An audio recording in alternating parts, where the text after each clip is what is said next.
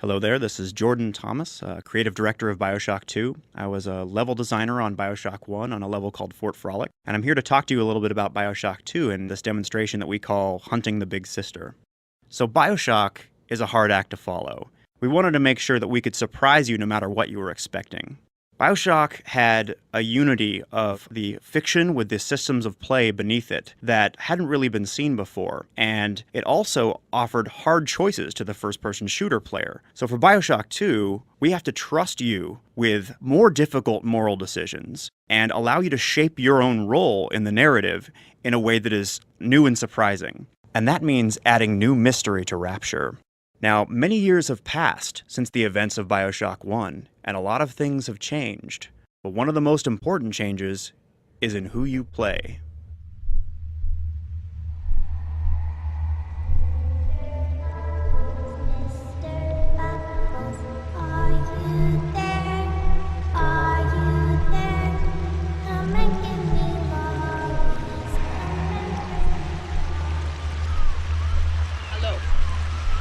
Hello? Hello? You can hear me, yes? Wake up. Your time for sleeping is over.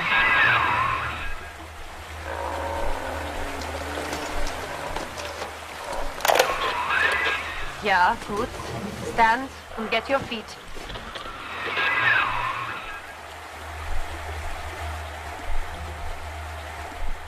Okay, so as you can see, BioShock 2 allows you to step into the boots of the Big Daddy. And one of the things that allows you to do is to master the Big Daddy's signature weapons, the best known of which is the drill.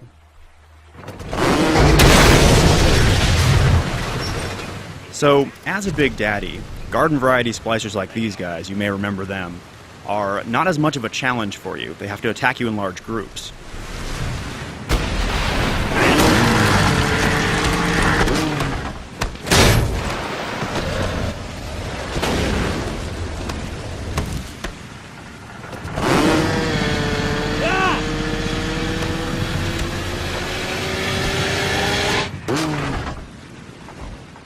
But as you probably noticed from all that fire coming out of his hand, you don't play just any Big Daddy in BioShock 2. You play the very first, a kind of prototype who is able to think for himself and is able to use the plasmid tools. Now, the plasmids are a pretty important part of BioShock.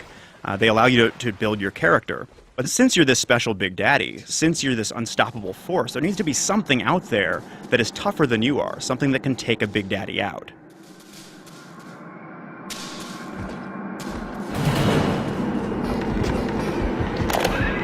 What was that? Was it her? Follow her!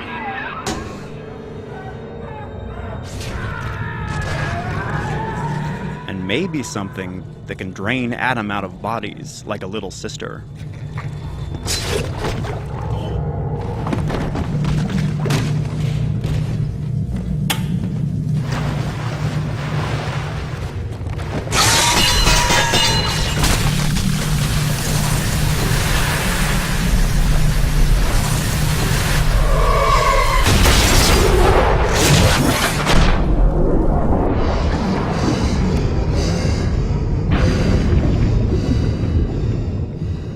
Alright, let's take a breath here.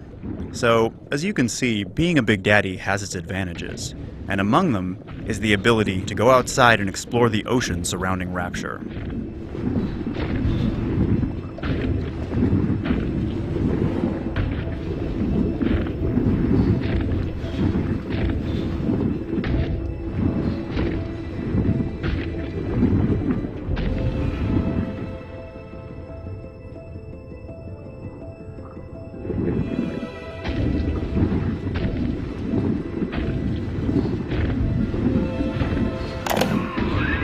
This monster you chase, she is like the Golem story, not understanding the sin that she does. She is taking girls and turning them into creatures like her. All of this, it is my fault. So in BioShock 1, the ocean was very much a character. It was always with you, but at a distance. In BioShock 2, you get to finally meet it face to face.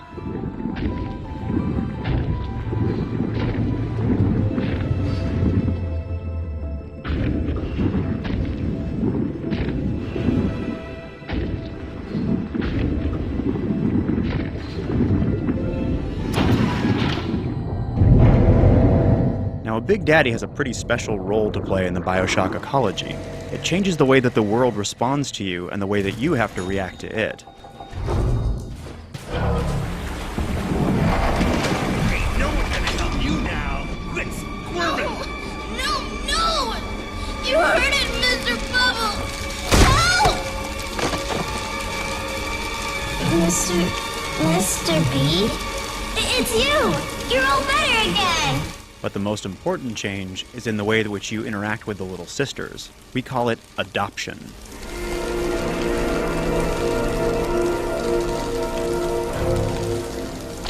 Now that allows you to pick her up and put her on your shoulders, and the two of you become like a partnership. You protect her, and she guides you to the atom. Now you still want Adam. It's the stuff that allows you to build your character and alter your genetic abilities. Let's go find Angel, Mr. Bubbles.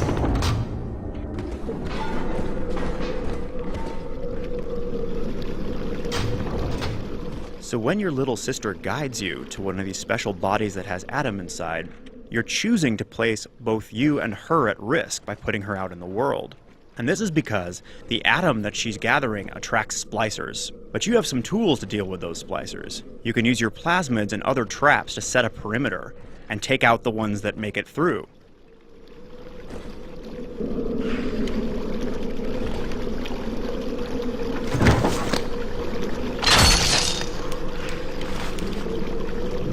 Girls gather.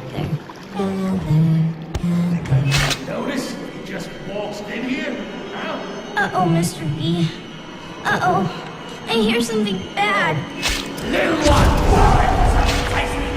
I see her! I need this little girl.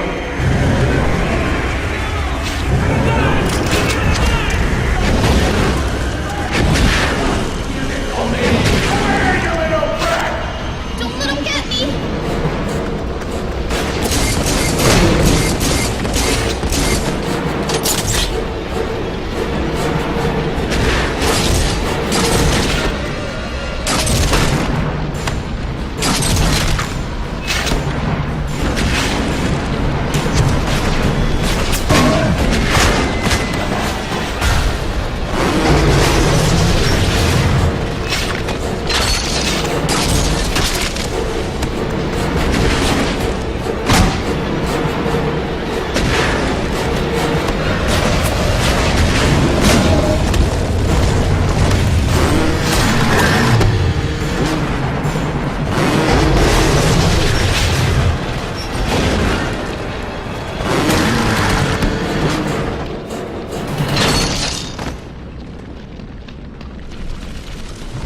All done, Mr. B. Let's go! But there's someone else in Rapture who has a special relationship to the little sisters, and she's always watching.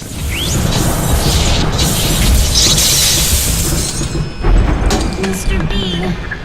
Mr. B. Big sister doesn't want you playing with me.